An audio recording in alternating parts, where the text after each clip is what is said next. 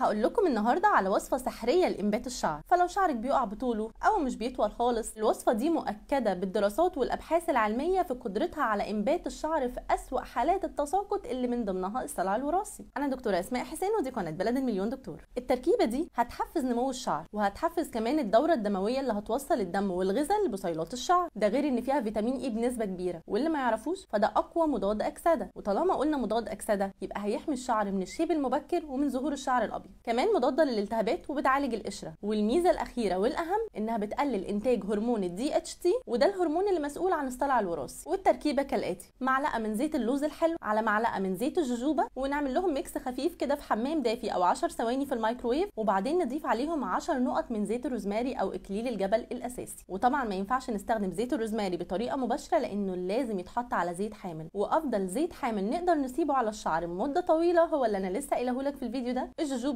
واللوز الحلو. نقدر نستخدم التركيبه دي مرتين في الاسبوع قبل النوم، ونسيبهم طول الليل، والصبح نغسل شعرنا بشامبو طبي، شامبو طبي عشان ما نضيعش تعبنا. وشوف النتيجه من اول شهر هتكون عامله ازاي. المهم ما تنساش تجيب الزيوت من مكان مضمون زي بيت الزيت، وده لان الزيوت هي اسهل حاجه بتتغش، خصوصا زيت الروزماري او اكليل الجبل. فلو المعلومه وصلت لك ما تبخلش على غيرك بيها، واعمل شير للفيديو، ولو تعرف حد ممكن تفيده اعمل له منشن، واشترك في القناه لان معلومه واحده تقدر تنقذ حياه.